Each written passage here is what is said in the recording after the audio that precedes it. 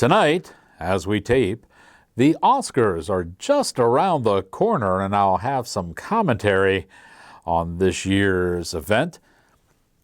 Independent movies continue to dominate the market as slowly but surely theaters are starting to open while others are closing their doors permanently. And I continue to be the hardest working critic in the nation today. Cinematic class is about to begin. Your professor is in.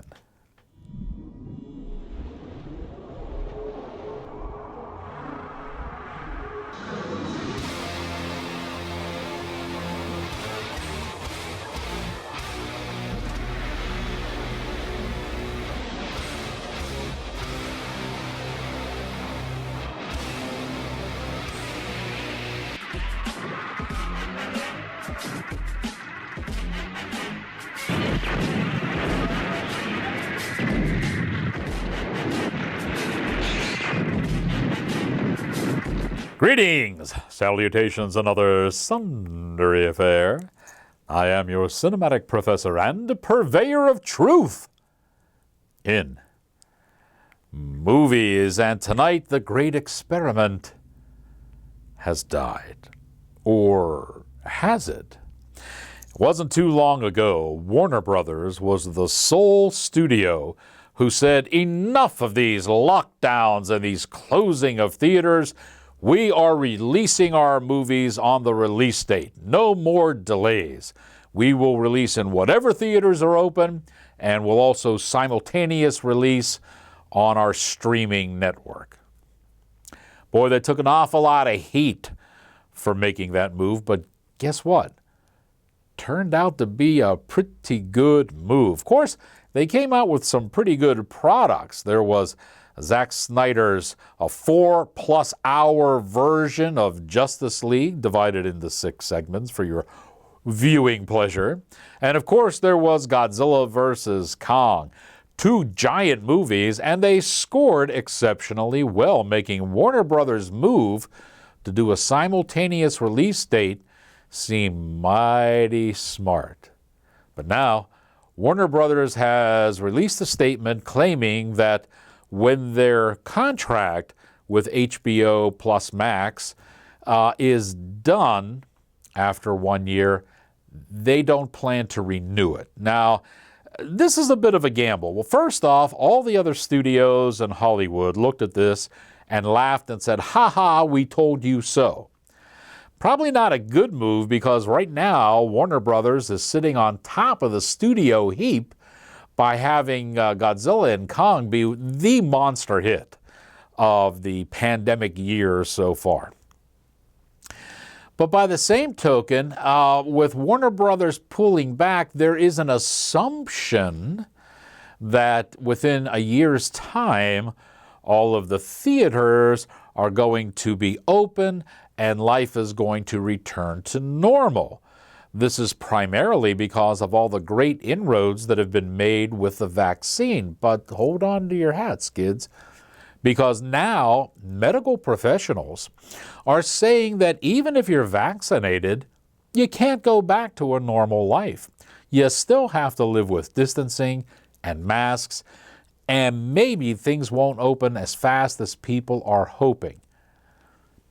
If that happens, look for Warner Brothers to do an about-face and renew its contract for simultaneous release dates. I think this thing is a good move, and I think Warner Brothers will turn it around and other studios will follow. Remember, you heard it here first. Oh, we got a good one for you today. Oh man, this movie, wow. Do you like the writings of James Herbert?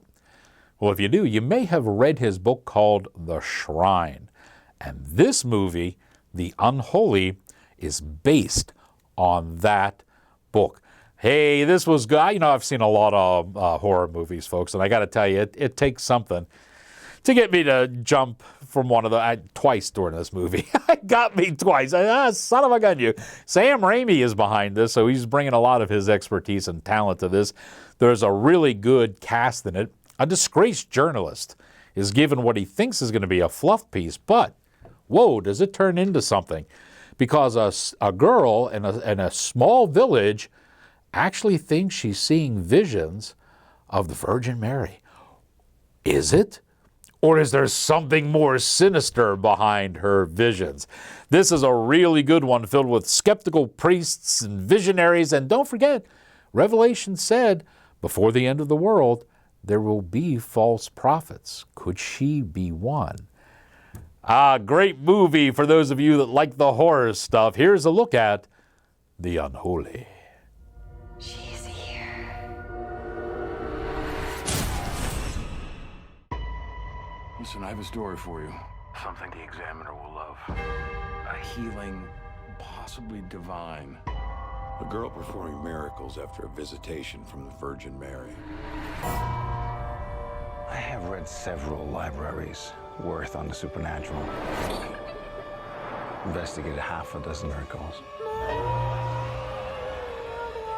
Prove them all false.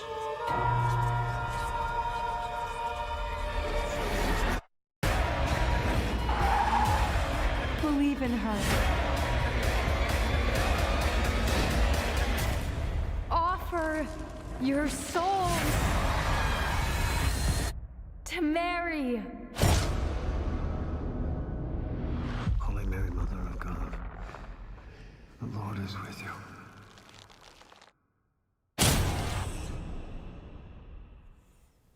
And anytime we have horror monster movies, we like to go to the first and only prehistoric film critic, Rex Reel. Scarier than a horde of thundering triceratops. So we want to welcome and say thanks to our sponsor, House of Fairuza Barbershop and Cigar Lounge. They're located on the corner of Drake Road and South Park Road. Oh my goodness. People, let me tell you something. We're taping now, and if I look like a little, dragging a little bit in the morning, we went there last night, me and my crew. Oh my God, did we have a great time. Well, just take a look at the inside of this cigar lounge, and you'll get an idea of what went on. Of course, the Penguin game was on, and people were hooping and hollering over that large, big screen TVs. We started playing some pool, some excellent cigars and some fantastic libations. Somehow the playing pool turned into a dartboard tournament, and wow, competition while the Pens were in a shootout. We just had a fantastic time, absolutely great, and you can have a good time just as easily. Call Sam. Tell him you're interested. He'll give you all the details. It's really easy. What a great place to go when you just need some man time, you know? Go down there and have yourself a ginger. I know we did last night. We had a great time, and we need to do it again real soon. Once you go down there, you're going to be hooked too. House of Fairuza Barbershop and Cigar Lounge at the corner of Drake Road and South Park Road. We have another monster movie, and I got to tell you, this one is really good. I have to tip my hat to Bruce Wemple. You know, last year he made a movie called Monstrous, and on the surface, it looked like a Bigfoot movie. And you know, I'm not a real big fan of Bigfoot or zombie movies. I'm just not. But this one was an awful lot of fun. Again, it was called Monstrous, and although Bigfoot was in it, Bigfoot was not the monster. Okay? It was a good movie. It made my best of list for 2020. Bruce is back again, and he has a movie called Dawn of the Beasts. You know, it starts out like a Bigfoot movie again. It really does. I sense a pattern here. But Bruce takes you down, makes a left turn and takes you down a whole different road. There are a ton of monsters in this thing, and they're all really good. If you like horror movies with a lot of monsters, you are not going to go wrong with this one. It was an awful lot of fun. It's called Dawn of the Beasts. So what class is this for anyway? It's called cryptozoology. We study mythical folklore animals. Today is about exploring the territory. Anything that sheds light on the existence of Bigfoot. There's an unspeakable evil living out in those woods. You better hope it doesn't sense your presence. Because if it knows you're there, they'll be coming for you. You're telling me that Bigfoot isn't the only monster out there? It knows we're here.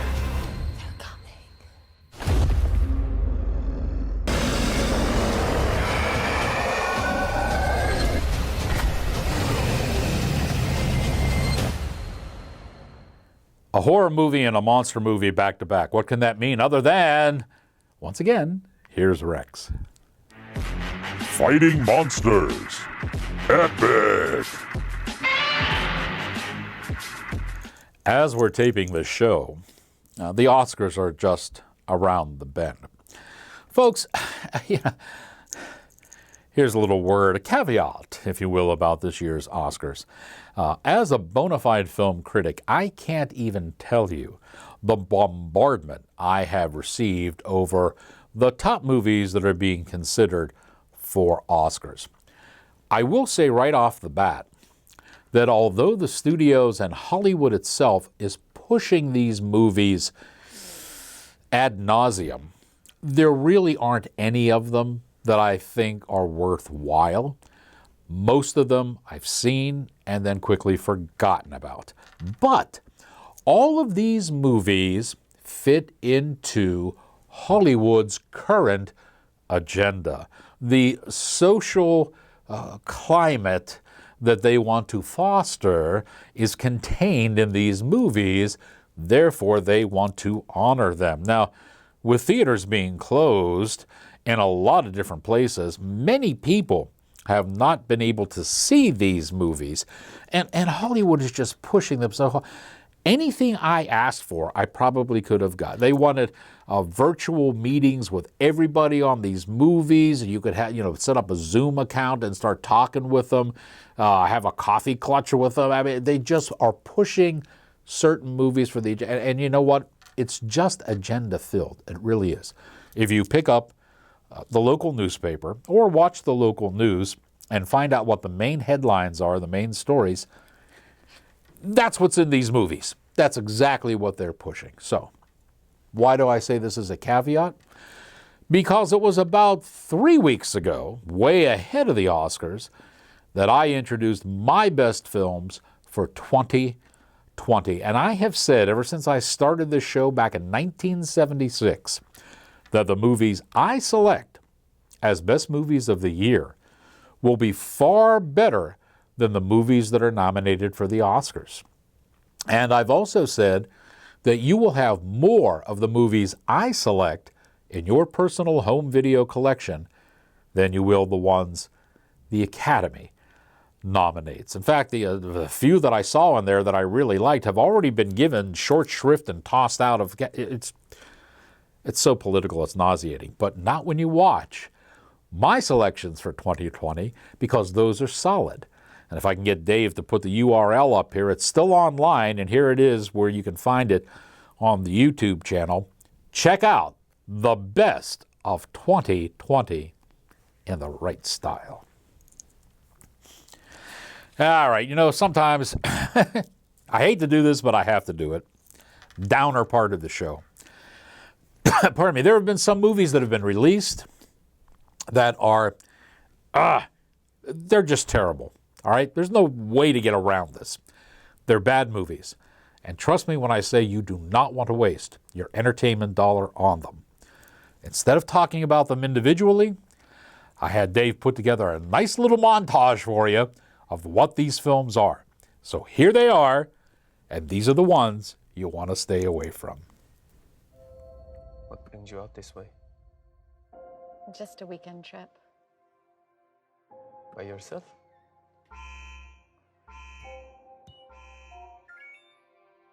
My husband's coming tomorrow. This weekend's important to me. Me too.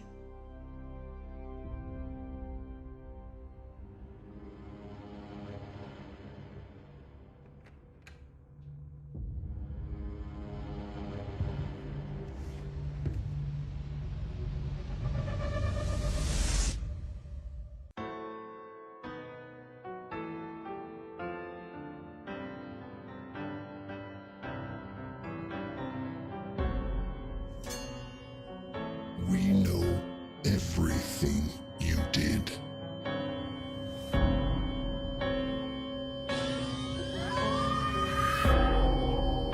Make no mistake, marriage is hard work. What if I told you there was a way to get that spark back?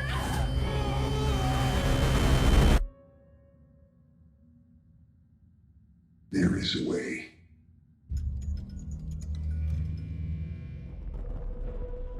We just want to ask you a few questions about your daughter, Ricky. What did she do? We have reason to be concerned about her. Is she okay? We believe she's been kidnapped. We're doing everything we can to find her.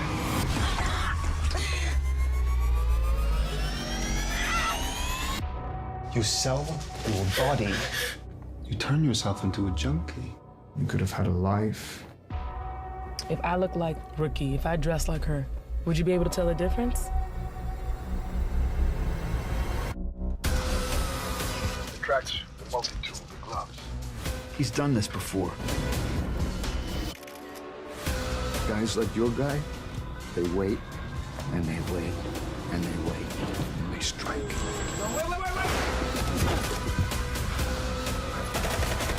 We're gonna save this one.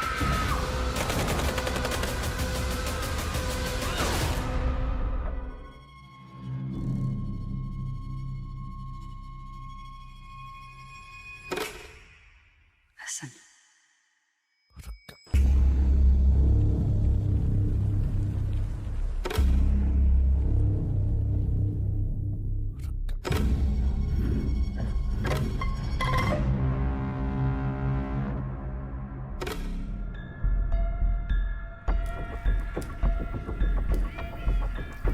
¿Te quieres casar conmigo? Heidi Jones. Amor, ¿escuchaste eso?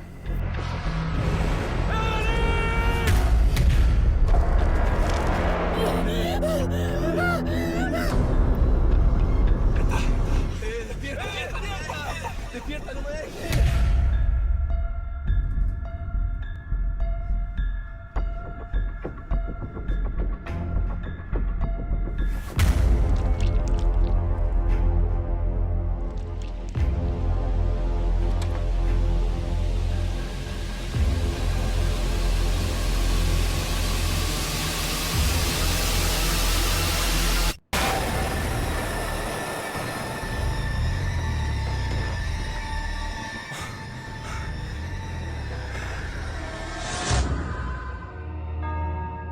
So this is it. Yeah? All this, all hours. You mean mine? Hello, welcome. Welcome to Kiev. I am Angelika. Why isn't this building occupied? Yeah, it's right in the center of the city. It's prime real estate. Many years of life and death, yet ghosts are forever.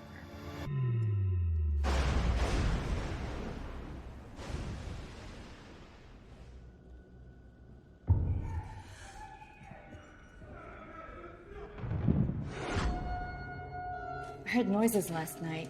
What kind of noises? I uncovered things, secrets that weren't ever supposed to see the light of day.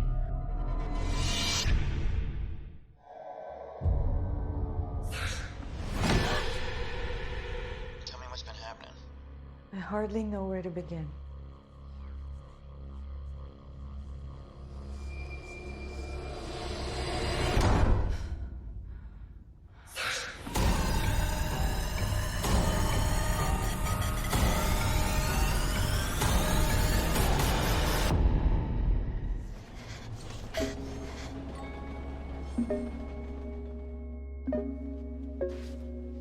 What's with the mask? I don't know. Maybe I'm like a superhero or something. I'm talking about arranging the skyline in your image. Kicking us out of our home to build a parking lot? I want that man dead. This city cares about money. They don't care about a loser. Time to do something, you know, really do something. Do what? He's going to pay. You're all gonna pay. I swear, they come near me, I'm gonna kill them. It's not building, it's money laundering. Money!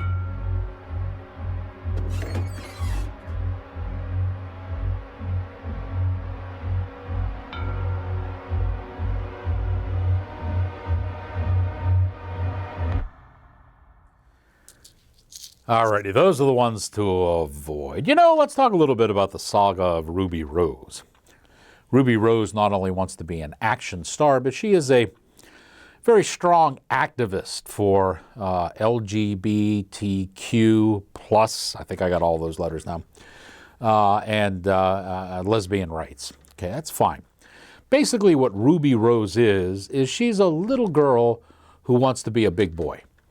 And she can get away with this because she's in Hollywood, all right? And Hollywood is the land of make-believe, where nothing is real. So we can let Ruby Rose think that she's a big boy, and when she goes out fighting guys that are 3-4 times her size, we can accept it because it's the land of make-believe. Hollywood has been giving her a lot of these roles, and she's done well in them, and she's got another one in Vanquish. And I got to tell you, she's got some stellar help in this, too, because she stars with Morgan Freeman. Before I show you the clip of this, I want to point out, too, that there is a great cinematography endeavor behind this. And let me get the name here for you. Anastas Milkos is the cinematographer. What nice shots and nice sequencing. Really helps this movie along. And you got 2 quality stars. I like this one. Good action flick. I think you will too. Check it out. Vanquish. How about the pickups? I hear there's a problem. You forget who you're talking to? I'm the former police commissioner. As a woman. You're a caretaker? Hey, Damon. I need you tonight using some of your old skills. 5 stops, 5 pickups. There are too many people waiting for me to make this mistake. You ran drugs for the Russians. You were a courier in and out of Moscow. Who is she? You know who she is. Just stay out of her way. Something's not right. Get out of here.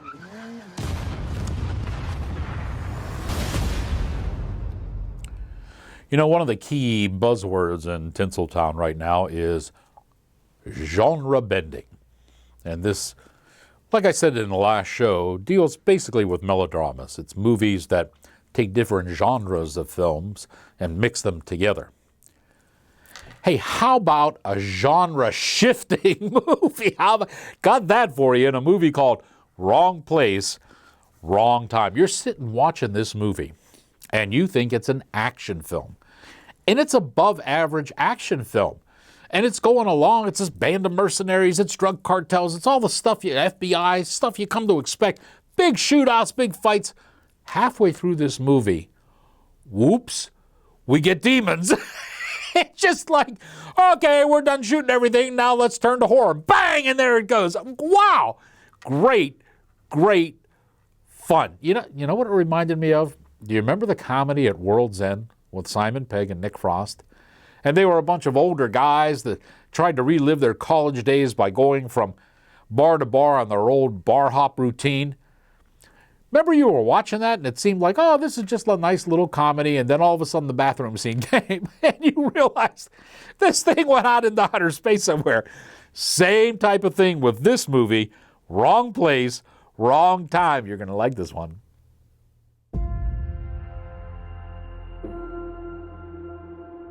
All right, listen up. We got the SWIFT codes, the BICs for all the major dealers. If anyone doesn't want to accept the risks, take your shares up to the collective. We're talking $1 billion. What's the catch? We have to do this tomorrow night.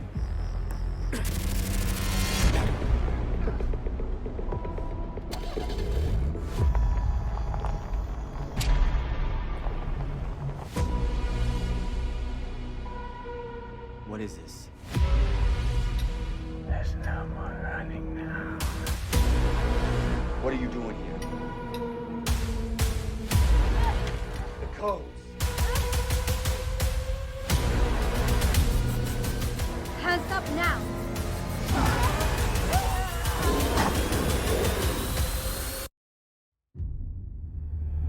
You shouldn't have come here.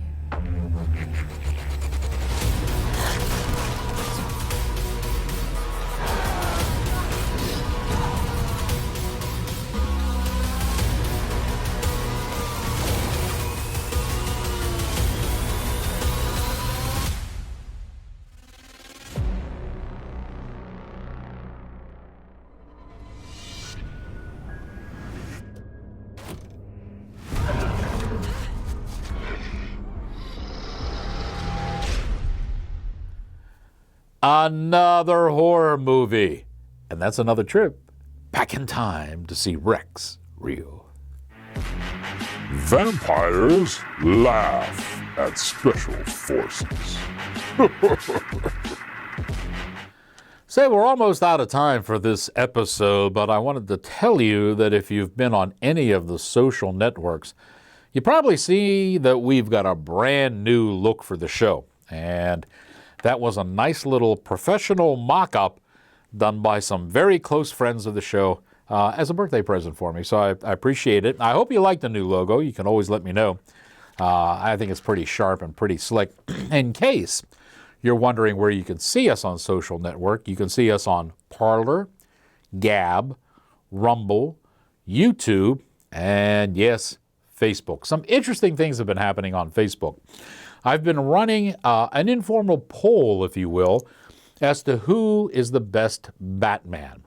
And as we're taping this show now, the contest is between our Pittsburgh's own Michael Keaton and Christian Bale. It's a tight race, and I'm sure it'll go right down to the wire. I had a lot of fun doing this.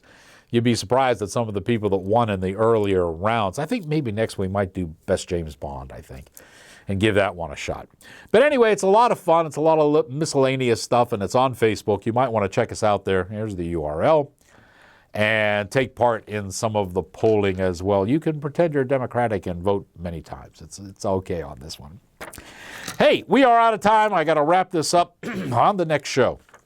We will be close to summer, and I will try to bring you as much news as I possibly can about the summer blockbusters and which ones we can maybe see this summer. Also, you know, there's something going on with the new Hollywood scriptwriters. They seem to be missing the mark, and I'll tell you why. And now that you have learned what you have learned, here endeth your lesson.